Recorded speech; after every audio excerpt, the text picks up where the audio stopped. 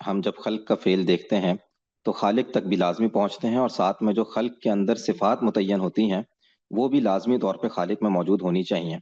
تو وہ علم ہے، ارادہ ہے، قدرت ہے، حکمت ہے۔ استاذ مجھے یہ سمجھنا ہے کہ جب ہم یہاں تک پہنچ جاتے ہیں تو یہ کس طریقے سے ممکن ہے کہ پھر ایک شخصی خدا کا تصور ہمارے ذہن میں نہ پیدا ہو؟ یعنی یہ پاسبل کیسے ہے کہ وہ خالق علم بھی رکھتا ہے، حکمت بھی رکھتا ہے، اور ارادہ بھی رکھتا ہے، یہ میری عقل نے پہنچا دیا، لیکن اس کے ساتھ لازماً یہ تصور میری عقل پیدا نہ کرے کہ وہ ایک شخصی وجود ہے؟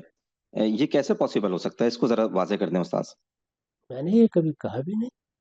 یعنی میری عقل ایک شخصی خدا ہی کا تصور پیدا کرتی ہے، لیکن وہ حتمی جگہ پر کھڑے ہو کر یہ بات کہہ نہیں سکتی۔ چنانچہ پھر وہ دیکھتی ہے کہ انسان نے اب تک اس کو کس طرح سمجھا ہے۔ میں نے یہ بتایا ہے کہ دو ہی جواب سامنے آتے ہیں۔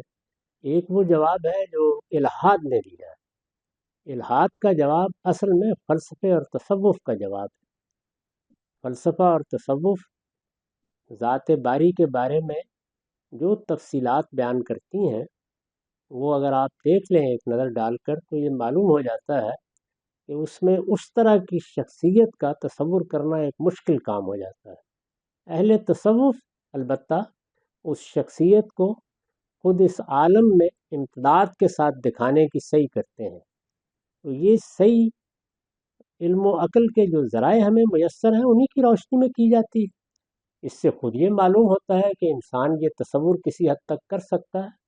جو بات میں نے کہی ہے وہ یہ ہے کہ اس مرحلے پر کوئی حتمی نتیجہ انسان کے لیے نکالنا ممکن نہیں ہوتا، چنانچہ وہ مجبور ہے کہ اس میں دیکھے کہ کیا اس کا کوئی جواب دیا گیا ہے، تو وہ جواب اسے پیغمبروں کی طرف سے نہایت شر و بست کے ساتھ مل جاتا ہے۔ تو اس کو آپ تین مراحل میں تقسیم کر لیں۔ یعنی ہمارے سامنے ایک خالق کا تصور آ جاتا ہے، یہ وجوب عقلی کے درجے میں آتا ہے، ہم چند صفات بھی متعین کر لیتے ہیں۔ اس سے خیال پیدا ہوتا ہے کہ اس طرح کی صفات کی حامل تو کوئی شخصیت ہی ہو سکتی ہے۔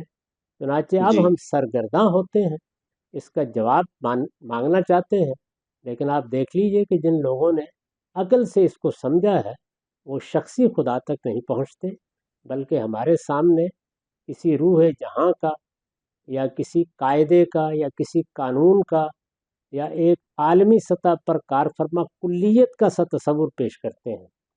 تو اس کے مقابل میں پیغمبروں کی دعوت ہے، اور پیغمبر ہمیں بتاتے ہیں کہ تمہارا وہ تاثر بالکل درست تھا، وہ اس کی تصدیق کرتے ہیں۔ چنانچہ تمہارا پروردگار ایک حی و قیوم ہستی ہے، اور وہ ہستی ہے جس نے تمہیں پیدا کیا ہے، وہ اب بھی حی و قیوم ہے، وہ تمہاری دعائیں سنتا ہے، وہ تمہاری ایک ایک چیز کا نگران ہے۔ تو اس طرح گویا ہمارا وہ تاثر جو درمیان کے مرحلے میں تھا وہ نہ صرف جی یہ کہ تصدیق پا لیتا ہے، بلکہ آخری درجے میں اطمینان کی صورت اختیار کر لیتا ہے۔